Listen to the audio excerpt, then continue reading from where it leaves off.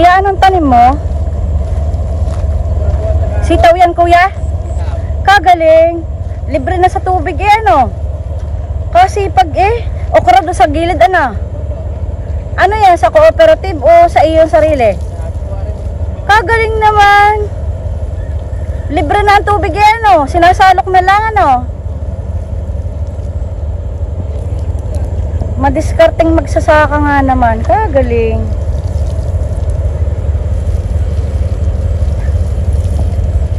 Hindi naman pinupuntahan, kuya, ng mga insekto ang mga palay mo kapag ka may mga intercrops kang ganyan. Hindi pinupuntahan? Ini-spray mo? Ano spray, kuya? Pangalan sa insekto? Para wag puntahan ang mga gulay ninyo.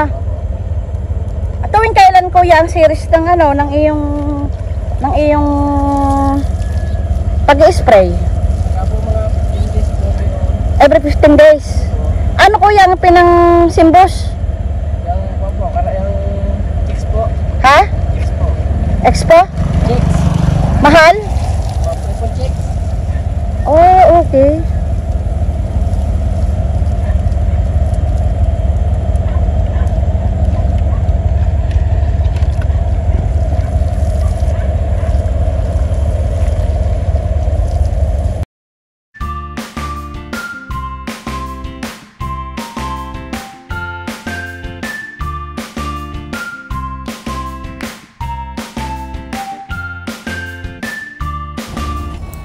Magandang umaga ka-farming. Napakaaga nating nagising ngayong araw na ito at pakiramdam ko ay full of energies tayo para sa mga gawain natin ngayong maghapong ito.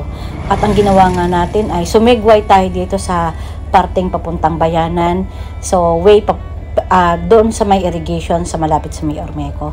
Makikita nyo guys, dito ay itong lugar na ito ay napakaraming rice. Ito ay lugar na kung saan maraming mga palayan.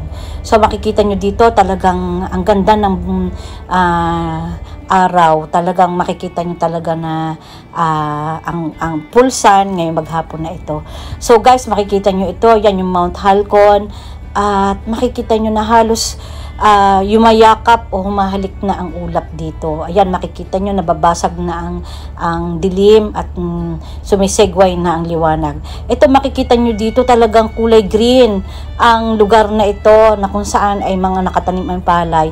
At sa kanan na ito ay ang irrigation at makikita nyo may tubig na ito ay nagbibigay daluyan para wag matuyo ang ating mga palayan. Dahilan sa ito'y inaalagaan ng gobyerno, dahilan sa ang Oriental Mindoro ay itinuturing na rice granary ng Mimaropa according to PSA 2019. At halos 35% ng rice production ng Mimaropa ay nanggagaling dito sa atin sa Oriental Mindoro, which rank number 14 according to PSA 2014. So guys, makikita nyo umuuhay na ang palay dito at lubhang napakaganda kahit tagtuyot at wala man lamang ulan. So almost 1 month ay maganda pa rin at may tubig ang palayan natin at magaganda ang pagtubo dito at ang taba guys ng mga palay at pihado na napakaganda ng ani ngayong year na ito. Guys, ito makikita niyo yung kulay green na yan, ang laki-laki na rice mill niyan. So isa sa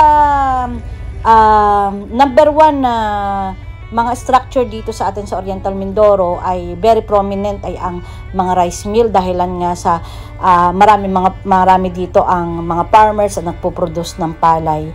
So guys, ito nga yung irrigation, talaga ako tuwang-tuwa, malinis naman at talagang ito inaalagaan ng mga association ng mga irrigators farmer. So talaga nag-form sila ng irrigators farmer association na kung saan ay sila ang nagbabantay at nagtataguyod kung paano mapaganda ang irrigation na ito at ma-maintain ang kalinisan at the same time ay makikoordinate sa NIA at other government agencies. Ito guys, makikita nyo may mga intercrops ang mga magsasaka dito katulad ng mga itinatanim nila sa gilid dito. So guys, makikita nyo yan, hindi tuyo ang palayan diyan at talagang mabibintog na mga uhay ng pala. Yung iba lang, pero yung iba ay babago pa lamang na lumalaki. So, expected na kung maganda at magpapatuloy ang init at maganda pa rin ang patubig sa palayan ay baka October or September makapag-ani na sila.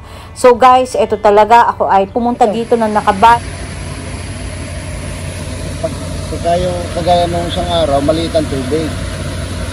Kaya sinarhan at kailangan ng mga tao doon. doon para ma-divert ang tubig doon. Ang galing ano. Ngayon.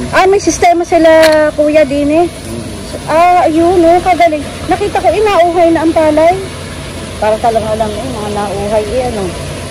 Yun. Sinasaraduhan kuya para ma-divert ang tubig din sa gilid. Ngayon, malakas ng tubig. Alsahin na yan. Alpasa na. Alpasa na. Para naman yung gagayon. Paano kuya nagkakameron ng sistema na gayon? Sa ano yan? Sino nagbibigay ng sistema nun? NIA? Hindi, ang asosasyon. Ano pong asosasyon kuya? Ang IA. Ano po ang IA? Irrigators Association. Okay. Para talagang ma-distribute ang tubig properly. Ano yung nagbabayad din ng mga magsasaka kuya sa NIA? Wala sa NIA, pero sa asosasyon, magbibigay ng tig 500 per hectare. Per hectare ay 500 pesos. Okay. Kaganda kita ko aba nga naman, di napunta ang tubig. Properly irrigated. Aba nga naman, kagaling. Ang ganda. Ngayon lang ako napapunta din Bayanan dos pala ito. Kaganda ng palay Guys, makikita nyo dito yung tubig dito sa irrigation at malinaw, malinis at nakakatuwa. Maanyaya kang maligo dito. Pero alam nyo ba, ang tatay namin ay nagtatrabaho sa NIA noon, isang utility worker. Kami napagpalong magkakapatid nung kami minsan ay naligo sa irrigation. Kasi siguro, sabi na sa amin na ang tatay, kami daw ay pag naanod ay malulunod kami, kaya napagpalo kami pagka kami naliligo sa irrigation. Ito guys, makikita nyo itong mga structure na ito, yan ay mga rice mill. Talaga naman, ito kahit itong dinaanan natin na ito, rice mill din siya. So, dito sa parte na ito, napakaraming mga namimili ng palay. At the same time, sila na rin nagigilid. Yan guys, may mga paalala na ganyan sa may irrigation na kung saan pinapaalalahanan ng mga tao na huwag magtatapon ng mga basura at kapag nahuli ay may kaukulang penalty. So guys, nagpatuloy tayo sa pagbabike dito at talagang halos wala pang gasinong init ng araw, kaya sinamantala natin ang pagpadyak, nakapag-exercise na tayo, and at the same time ay nakaikot pa tayo dito at relax talaga ang makita mo talaga ang green na ito. Guys, may nakikita kayo dito ang tabo ng buhangin.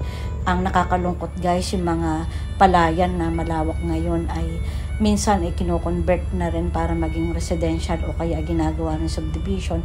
Kaya balang araw ay mauubusan na tayo ng mga palayan at kakapusin natin supply natin ng mga palay na kung saan magre-resort ang gobyerno sa pag i-import ng mga palay. Yan nga, makikita nyo guys, ito, naghahasik. Ang tawag, hindi pala naghahasik, nag-fertilize ng palayan yung ipinokus ko na yun. Medyo malayo kasi hindi natin masyadong mapukusan ng camera. Pero kitang-kita nyo na naghahagis siya ng mga abono. Makikita nyo kung gaano ka bait at kasipag ang mga farmers. Ito guys, ito nga pinipicturan ko na naman itong mga paalala na ito daw yung association nila na kung saan ay kaalalay ng gobyerno itong mga association na ito para maisakatuparan nga ang pagpapalago at pagtataguyod. Pero guys, nakikita nyo, ako'y nalulungkot dito, marami pa rin nakalutan ng mga basura sa irrigation, nadadala siguro ng baha. So, nagbalik tayo na naman guys dito sa pagpo-focus dito kay kuya at siya ay naghahagis ng mga abono. So, minsan nakakalungkot din na kaya siguro ang ating mga kinakain ay puno ng mga chemicals. Kaya madaling mapanis ang kanin at the same time, kaya maraming sakit tayong na kukuha. So guys, napadaan tayo dito, pakinggan natin dito at i-interviewin natin si kuya dito at makikita natin kung gaano ka malikhain at kasipag ang isang magsasakang Mindoreno.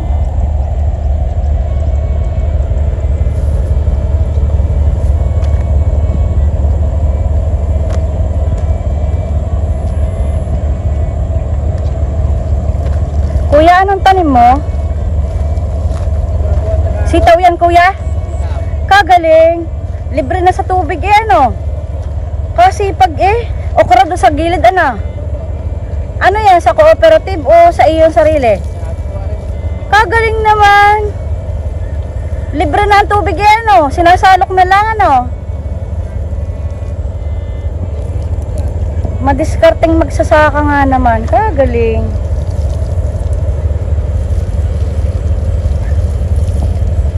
Hindi naman pinupuntahan, kuya, ng mga insekto ang mga palay mo kapag may mga intercrops kang ganyan.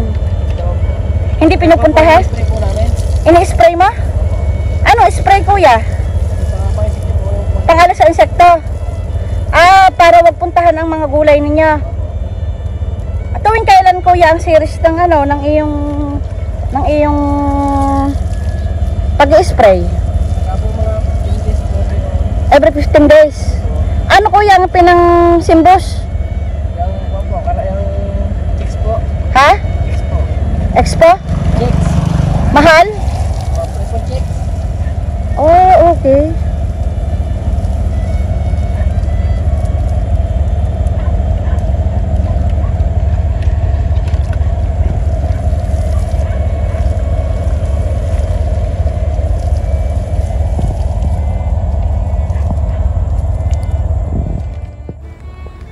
Napagpasyahan na nating umusad at muling pumadyak pabalik na ng ano. Ito makikita nyo guys ang mga linya ng kuryente na kung saan ito nandito sa parte na ito ang planta na napukor.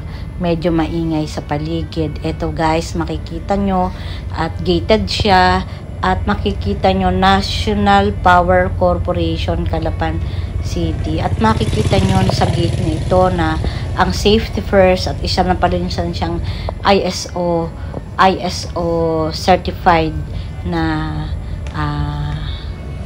ito guys na dito na tayo sa may Ormeco at dito sa lugar na ito guys pakinig mo ang ingay ng makina ng Ormeco. Dito tayo lagi sumisegway kapag malapit na ang bayaran tuwing katapusan.